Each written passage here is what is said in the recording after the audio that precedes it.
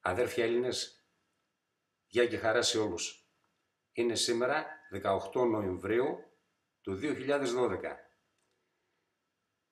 Συνεχίζεται το ίδιο έργο, το οποίο έχει ως σκοπό την πλήρη υποδούλωση της πατρίδας μας και φυσικά την εξαθλίωση και την ισοπαίδωση των ζωών, των Ελλήνων και των παιδιών τους.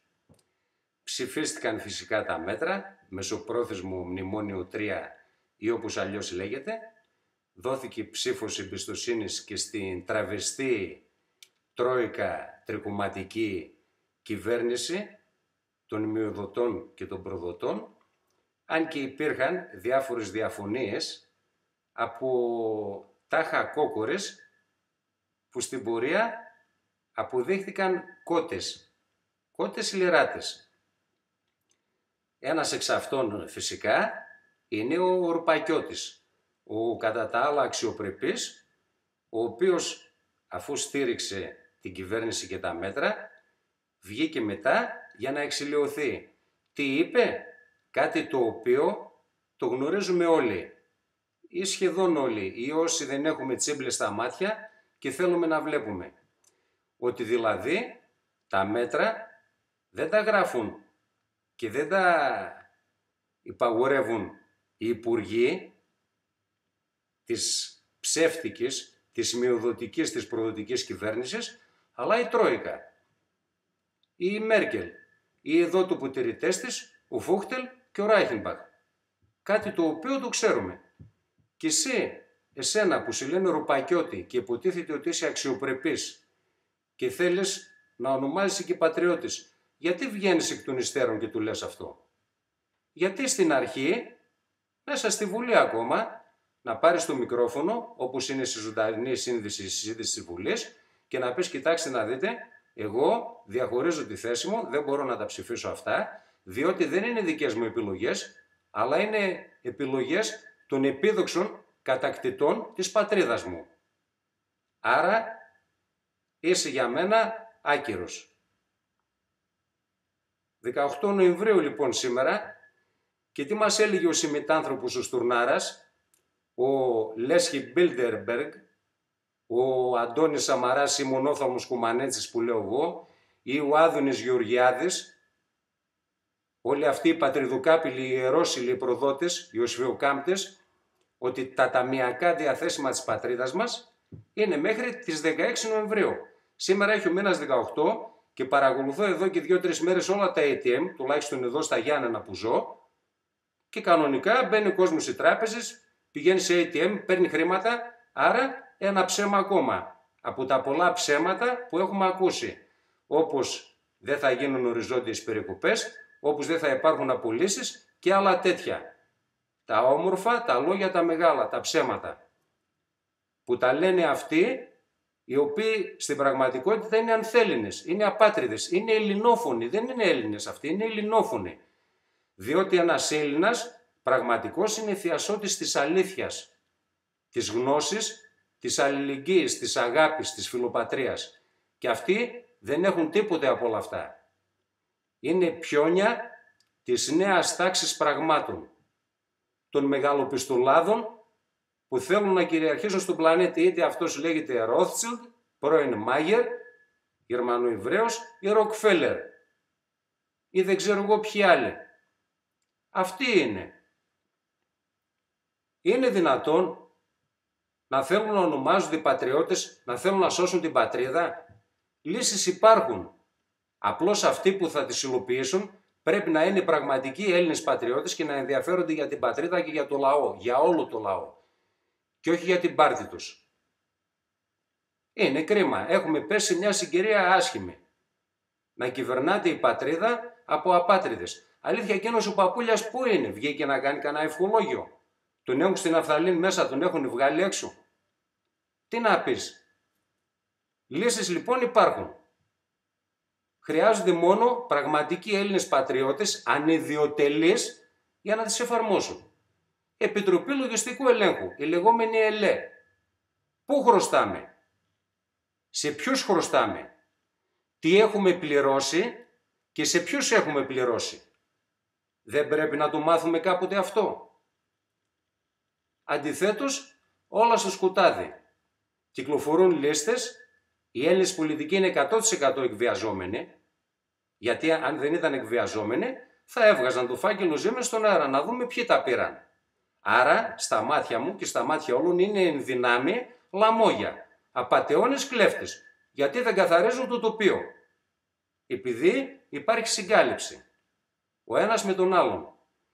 Και στη μέση όλοι εμείς οι υπόλοιποι Έλληνες, οι οποίοι ανησυχούμε φυσικά για το μέλλον της πατρίδας και το μέλλον των παιδιών μας, το μέλλον όλων μας. Τι κάνουν αυτοί οι κύριοι? Φορολογούν τα πάντα, ακόμα και τα παιδιά των Ελλήνων αποτελούν τεκμήρια. Είναι αλήτες, είναι απάνθρωποι, είναι παλιωτόμαρα. Μπορείτε να βάλετε όσους χαρακτηρισμούς θέλετε. Θα τους αφήσουμε έτσι? Θα τους αφήσουμε να κάνουν αυτά που κάνουν? ΕΟΣ, ειδικές οικονομικές ζώνες, ξεκινάει από τη Θράκη πάνω, το εκεί προξενείο κόβει και ράβει. Εγώ προσωπικά, επειδή υπηρέτησα στον Εύρο και κάθε σπιθαμή ελληνικής γης για μένα είναι ιερή, είναι αδιαπραγμάτευτη. Δεν μπορώ εγώ προσωπικά, αλλά και πιστεύω και άλλοι, να το επιτρέψουν αυτό. Αδέρφια, τα ψέματα τελείωσαν. Βλέπετε τι γίνεται. Στη Θεσσαλονίκη τις προάλλες έγινε ό,τι έγινε. Βγαίνουν και καλά αυτοί που θίγονται τάχα για τη δημοκρατία, που δημοκρατία δεν υπάρχει, και καταδικάζουν τις επιθέσεις. Εγώ προσωπικά δεν τις καταδικάζω.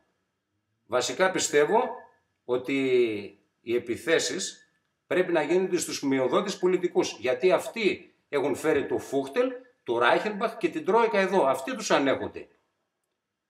Το φαλακρό παιδί ο Χατζηδάκης μαζί με το Ράιχενμπαχ. ΕΟΣ. Ο άλλος Ευρυπίδης Τηλιανίδης, τάλε κουάλε, μαζί με εκείνο το Φούχτελ. Κεφάλι και σβέρκο ένα πράγμα. Βαψουμαλιάδες και δυο και καλοαναθρημένοι. Που δεν έχουν πεινάσει τα παιδιά τους ποτέ και που οδηγούν τα παιδιά των Ελλήνων σε εξαθλίωση. Αμόρφωτα και πεινασμένα. Εγώ προσωπικά, σαν Έλληνας αλληλέγγυος με όλους τους Έλληνες, δεν γίνεται να το επιτρέψω αυτό. Πρέπει οπωσδήποτε πριν είναι αργά όλοι να κάνουμε κάτι. Αντίσταση. Αντίσταση μέχρι και ο τελευταίος βρωμογερμανός, δεν ξέρω τι άλλο κατακτητής, να εγκαταλείψει την ιερή ελληνική γη. Και φυσικά να οδηγηθούν στη δικαιοσύνη, στην ανεξάρτητη δικαιοσύνη, όσοι με τις πράξεις τους και τις ενέργειές τους και τις υπογραφές τους εκχώρησαν εθνική κυριαρχία και εδαφική ακεραιότητα της χώρας μας. Σήμερα ο μήνας, επαναλαμβάνω, όχι 18 Νοεμβρίου 2012 και τέτοιες μέρες 18 Νοεμβρίου του 1940, οι παππούδες μας όλων των Ελλήνων, αρχιδάτοι Έλληνες πατριώτες, πολεμούσαν κάτω από αντίξωες συνθήκες τους Ιταλούς κατακτητές. Και οι μανάδες, οι ηρωίδες Ελληνίδες μανάδες, μεγάλωναν τις οικογένειες πίσω. Αδέρφια, ήρθε η ώρα η δικιά μας. Ενάντια στη νέα τάξη πραγμάτων, στη νέα παγκόσμια τάξη πραγμάτων που θέλει να υποδουλώσει ολοκληρωτικά τη χώρα μας. Κάθε ένας που σέβεται τον εαυτό του και θέλει να λέγεται Έλληνας είναι ανεξάρτητος. Αγαπάει την ελευθερία, έχει σεβασμό στον συνάνθρωπο και δεν διαπραγματεύεται το μέλλον των παιδιών του και την ιστορία του, το αίμα των προγόνων του που πότισαν την ιερή ελληνική γη. Μπορώ να κάνω μια ερώτηση σε όλους και να πάρω μια απάντηση. Πόσα γάμο ευρώ κοστίζει η ανεξαρτησία του καθενός? Πόσα γάμο ευρώ κοστίζει η αξιοπρέπεια, η δικιά μας και των γύρων μας? Πόσα γάμο ευρώ αξίζει η ελευθερία? Για μένα όλα αυτά είναι ανεκτήμητα. Κανένας Ρόθσιλντ, κανένας Ροκφέλερ, κανένας Σόρος και κανένα πιόνι της νέας τάξης πραγμάτων ο ελληνόφωνος δεν μπορεί να μου τα ξεπληρώσει εμένα αυτά. Αδέρφια, πρέπει να βρούμε τις αξίες τις παλιές που μας έχουν φέρει μέχρι εδώ, που πορεύτηκαν οι πρόγονοί μας. αγάπη, αλληλεγγύη και ενότητα μεταξύ μας.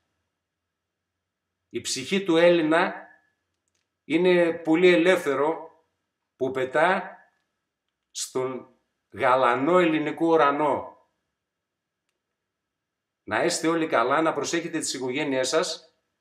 Σας αποχαιρετώ με 2 στίχους από τον ύμνο στην ελευθερία του αγαπημένου προσωπικά και εθνικού ποιητή Διονύσιου Σολωμού. Κι αν μισούνται ανάμεσά τους, δεν τους πρέπει ελευθεριά. Γεια σας και χαρά σας.